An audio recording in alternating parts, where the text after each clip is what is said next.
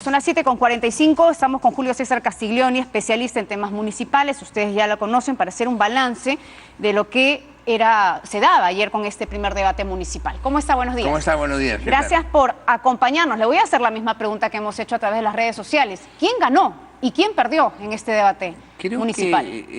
Bueno, en primer lugar, hablar de un ganador en una primera etapa, porque faltan 10 candidatos candidatos más, sería muy prematuro.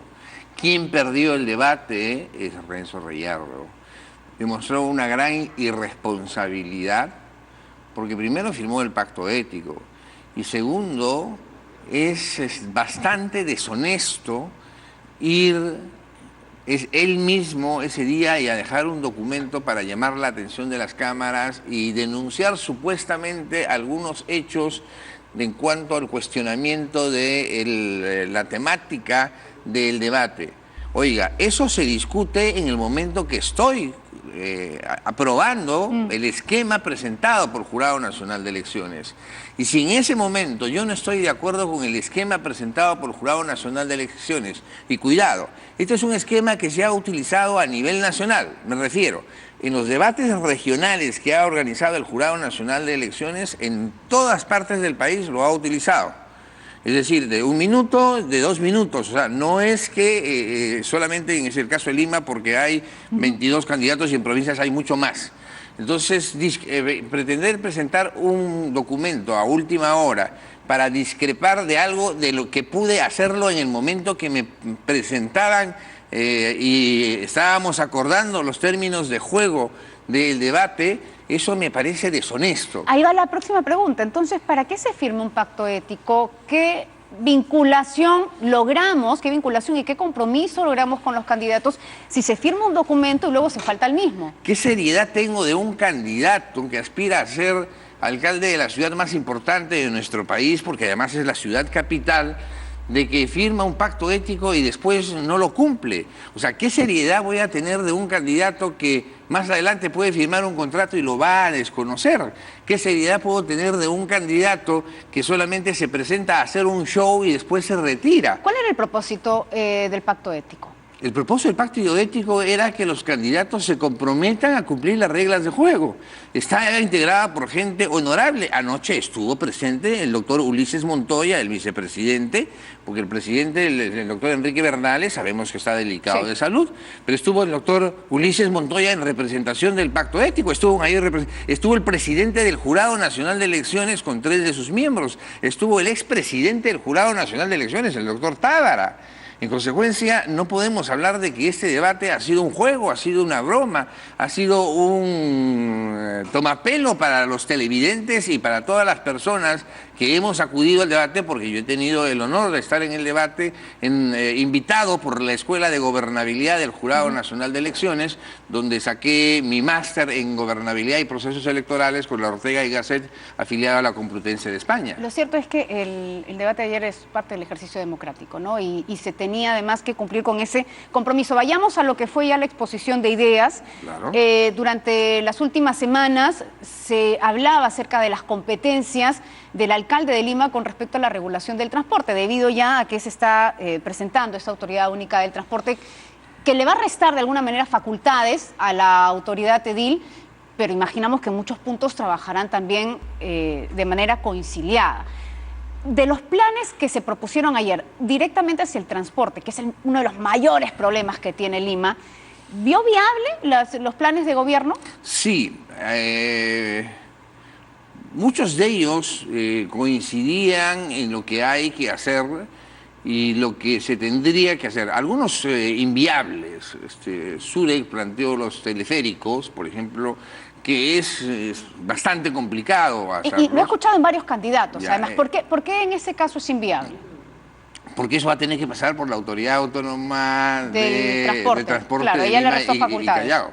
O sea, quizá este tema debió haber obviado, porque ya se formó una Autoridad Autónoma del transporte a nivel del Callao y de Lima, y estamos hablando de 2 ciudades conurbadas, y de las 2 ciudades conurbadas Lima y el Callao van a tener asiento, va a tener el gobierno nacional a través del Ministerio de Transportes, y en consecuencia las políticas que se den va a ser unas políticas conjuntas.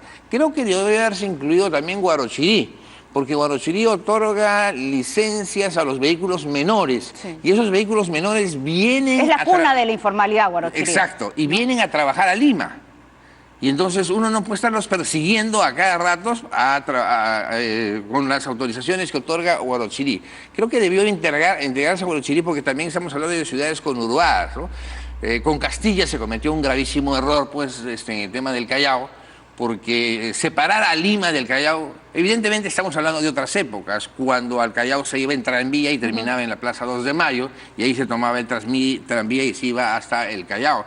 Pero ahora que tenemos esta posibilidad de hacer una unidad en el trabajo, creo que puede ser el comienzo de hacer muchas cosas comunes con el Callao, porque somos ciudades conurbadas y nos dependemos unas de las otras.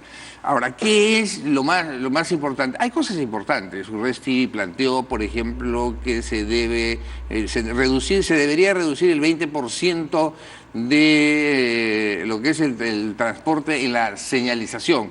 Muchos hablaron sobre los semáforos inteligentes, también lo habló Muñoz Wells a través de su experiencia. Enrique Grospoma habló de erradicar de las combis asesinas, pero cuando le preguntaron qué hace, el FREPA precisamente le preguntó ¿y qué hacer con la gente esa que trabaja en estos lugares? Ahí hay un tema complicado. Claro, ¿cómo van a migrar laboralmente primero hacia Exacto. otras actividades, y segundo, que hay muchas zonas de Lima donde no llega ningún tipo de transporte Exacto. público y solo funcionan los taxis colectivos? Y no se trata de sacarlos, yo creo que se trata de reconvertir. O sea, yo creo que así se habló en el debate de los buses articulados, buses de 300 pasajeros, buses que pudieran llevarnos de un lugar a otro con mucha más facilidad, los circuitos integrados, los corredores viales. Entonces, creo que el tema del transporte fue tratado, se ha escuchado con bastante de los candidatos, fue tratado con amplitud, unos más que otros por el dominio del tema, y otros que no conocían mucho el tema, ¿no? La señora Capuñay no conocía mucho el tema del transporte, y entonces ahí vemos, ¿se han notado diferencias en el debate? Sí, se han notado diferencias en el debate. Bueno, y para eso mismo es este ejercicio, ¿no? Para escuchar las exposiciones y los planes de gobierno de cada uno de los candidatos, y no solamente escuchar las promesas, sino para ver si son viables. Y ahí está la confrontación. Ahora, vayamos a lo que parece ser un punto común de propuesta de varios candidatos. El primero, el teleférico, usted lo ha mencionado, no es viable, no sería competencia exclusiva de la autoridad edil, en tanto la autoridad única del transporte entraría ya a tallar en un próximo gobierno. Villacorta fue muy lúcido. Villacorta ayer a mí me sorprendió Villacorta. Villacorta ha sido muy lúcido y dijo que esto sí sería viable con la participación del gobierno nacional. Y dijo, claro, dijo que esto hay una cierta cantidad de millones de soles a través de Foniprel, y que esto sí se podría hacer con el apoyo, o sea, una asociación tripartita entre el gobierno nacional, los gobiernos locales, provinciales y distritales, y en consecuencia que esto sí se podría hacer. Si entra el gobierno nacional, creo que sí, esto es viable, ¿no? Y entonces sí podríamos hacer de que el teleférico sería una solución muy importante. Tiene sentido porque se trata ya de una entidad del Estado, claro, ¿verdad? Y recordé, no, es que el MTC entra, pues. También. O sea, y tenemos que obligarlo al presidente de la República, obligarlo en el buen sentido de la palabra, a que le alimente de dinero a esta autoridad que está creando el Congreso de la República, para que esta autoridad pueda solucionar el problema. Ahora, la autoridad, ¿cómo va a funcionar? Porque esto es bien importante también cuando uno escucha las promesas de los candidatos de yo voy a anular los peajes, yo voy a hacer tales vía expresa. Hay muchas cosas que los candidatos y como autoridad no van a poder hacer, pero además ahora mismo hay que ver la figura de las facultades que le va a restar esta autoridad del transporte al mismo alcalde. Claro. El alcalde podrá, por ejemplo, revisar todo lo que es el tema de infraestructura, imaginamos, y todo lo que es regulación sería la autoridad de transporte. Claro, revisar todo lo que es infraestructura. Zurek dijo algo sobre que él no revisaría, como dijo la señora Capuñay, los contratos, sino que él los anularía al día siguiente. Craso error. ¿Se puede? Es lo primero que vamos a preguntar. Estos son contratos ley. Y en consecuencia, si al ser contratos ley, tenemos que ir despacio, porque aquí internacionalmente a revisar, a resolver un contrato ley, internacionalmente podemos quedar muy mal. O sea, nos van a caer demandas, ¿no? Lógico, porque entonces perdemos seriedad en cuanto a la inversión. O sea, tenemos que ser coherentes en lo que planteamos. Entonces, ahí lo que tiene que haber una división de competencias. ¿En qué es competente? ¿En qué va a ser competente la autoridad del transporte? Yo creo que va a ser competente en la regulación. Y eso es lo que tiene que hacer.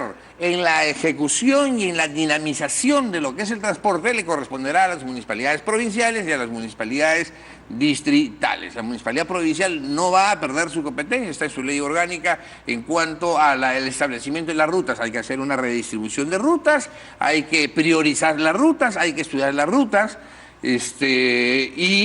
A nivel también distrital, ver qué rutas pueden pasar o no pueden pasar las rutas.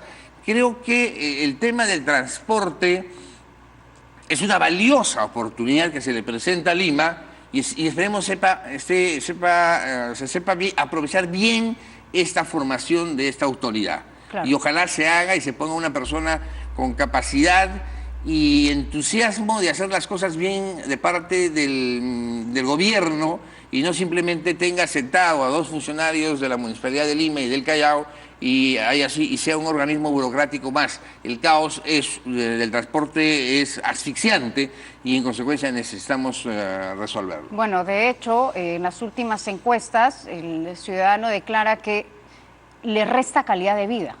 Y es lo que considera el 80% de los capitalinos, ¿no? Consultados acerca de tráfico. Me resta calidad de vida, me estresa, me deprime. Es que si me paso de 3 a 4 horas en vehículos de transporte, 2 horas de ida para llegar a mi centro de trabajo en horas de la mañana y en las horas de la tarde-noche, 2 horas para llegar a mi hogar, obviamente que tengo que llegar estresado. Claro, además no es un trayecto de tren con bosques al lado, no es pasando por la basura, la congestión de las rutas.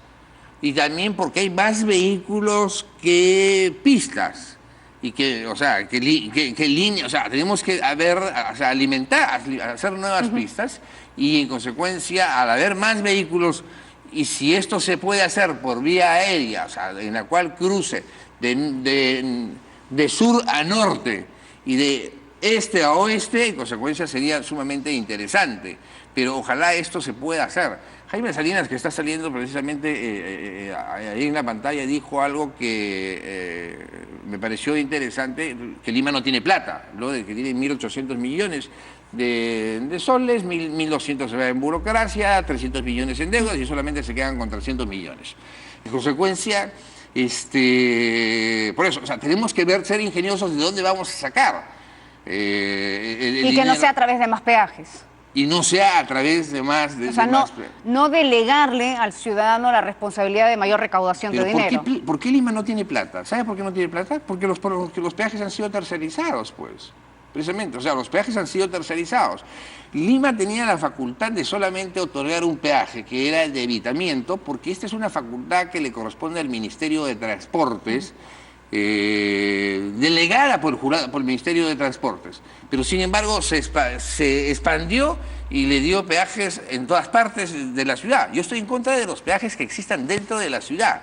Yo creo que los peajes que deben haber a la entrada de la ciudad. O sea, pago para entrar a una ciudad. Pero si estoy pagando un peaje dentro de la ciudad... Por tramos tan cortos, además, ¿no? No, pero además estoy pagando para transitar dentro de la ciudad. Y el tránsito es libre. Claro, entonces, ahí ya hay algo irregular. Pero por supuesto, hay un contrasentido, pues. Entonces no me pueden cobrar por transitar dentro de una ciudad si decimos en la Constitución que todo ciudadano puede transitar libremente dentro de la ciudad. Y como tal, sí, esto tenemos que revisar. El tema de los peajes tenemos que revisarlo. Y en vez de estar alentando pugnas intestinas que no nos van a llevar a nada, renegociar los contratos con las concesionarias. ¿Pero se puede renegociar? ¿Pero por qué no? Porque ya hay un compromiso firmado. Hasta que, o sea, se lo pregunto si legalmente cómo se podría plantear la figura para revisar esos contratos. Recordemos lo que dijo el señor Castañeda y tercamente, que dijo que no se podía renegociar los peajes que se habían sido firmados, mal firmados por la señora Villarán en el caso de Puente Piedra Sur-Norte. Y al final terminaron diciendo que sí se podía renegociar.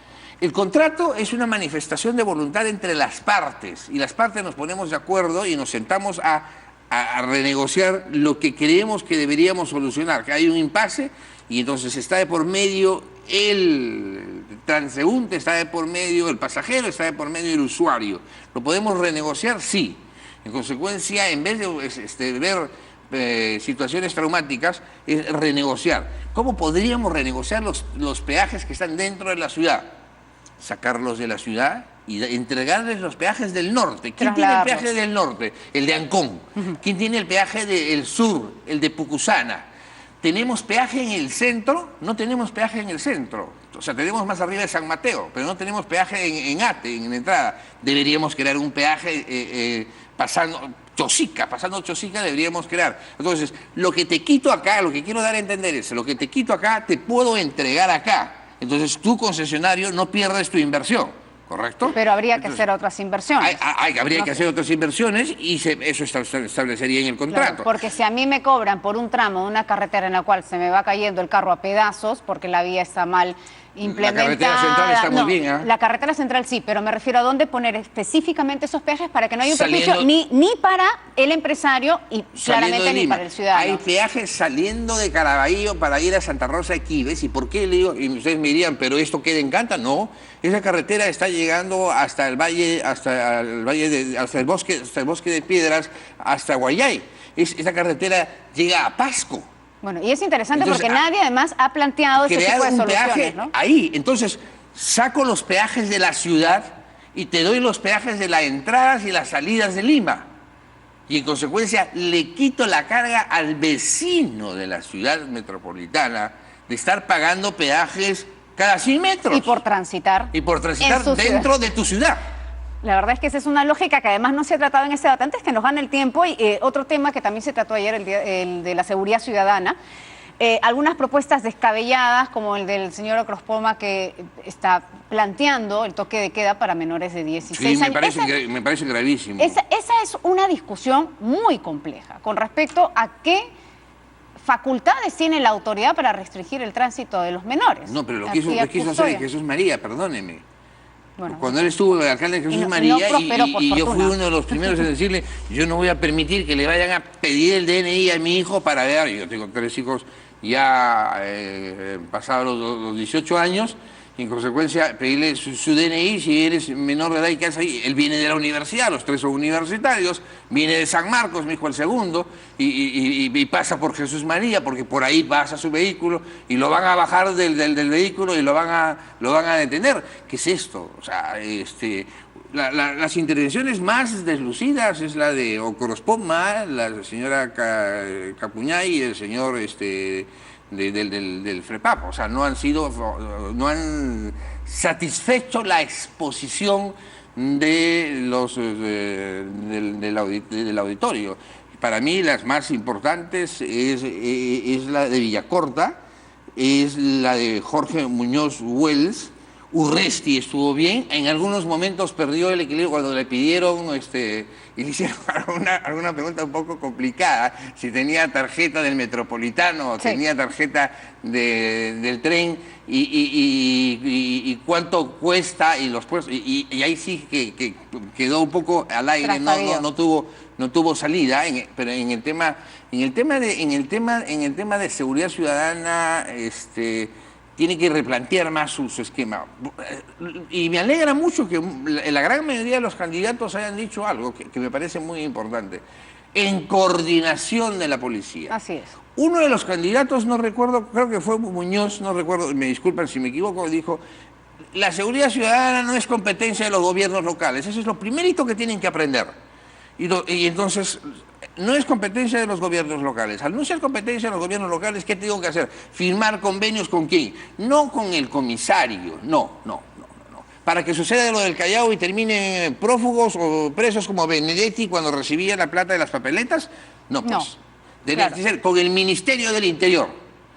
Con el Ministerio del Interior suscribe el convenio, un convenio marco primero y después un convenio individualizado, porque estamos hablando solamente de una municipalidad provincial. Claro, pero ¿y eso cómo se traduce? Porque y hay varios distritos que además trabajan conjuntamente con el Ministerio del Interior, pero lo cierto es que nos faltan efectivos. Trabajan con los comisarios, cuidado. Ahí está el problema. Cuidado, trabajan con los comisarios. O sea, si vamos a hacer el plan de la seguridad integral, el plan telaraña integral, el serenazgo integral, los semáforos inteligentes, si vamos a hacer los corredores sin fronteras, entonces, si eso va a ser en forma conjunta, es decir, persigo un delincuente, llego al límite de Zamorja, y como soy sereno de Zamorja, ya no paso Me San quedo Isidro. ahí, claro. Entonces, si vamos a hacer eso, eso tiene que ser a nivel metropolitano.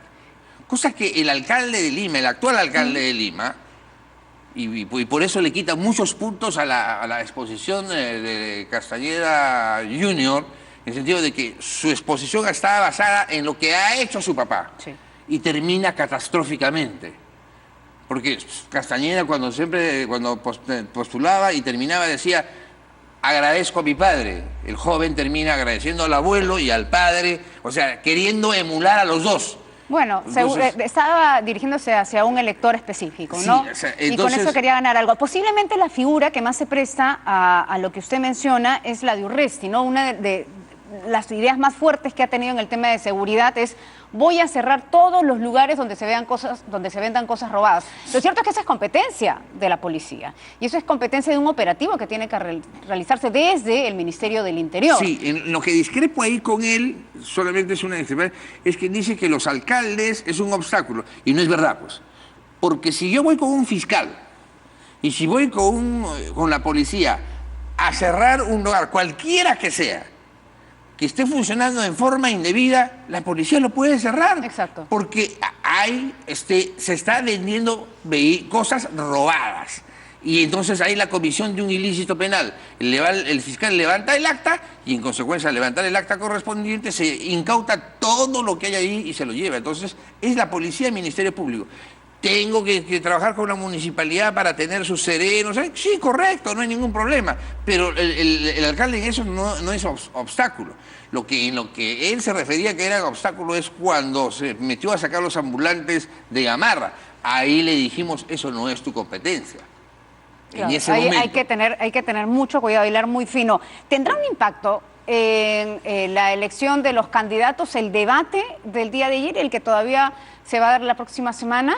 Yo espero que sí, porque más allá de que podamos discrepar en que si uno estuvo mejor que el otro, hay buenas ideas y hay buenas intenciones. Y es gente que trata de llegar a ocupar el sillón municipal buscando lo mejor para su ciudad. Por lo menos desde que voy a un debate estoy asumiendo un compromiso con la ciudadanía, no solo con el Jurado Nacional de Elecciones, que es el ente rector en esto, Claro, sino estoy asumiendo un compromiso con la ciudadanía. Y creo que eso tengo que rescatar, o sea, es la voluntad de los candidatos de acudir a un debate por el respeto a la ciudadanía. Me está viendo 1 millón de televidentes a través de las señales interconectadas y en consecuencia estoy exponiendo mis planes de gobierno, no simplemente por figurar.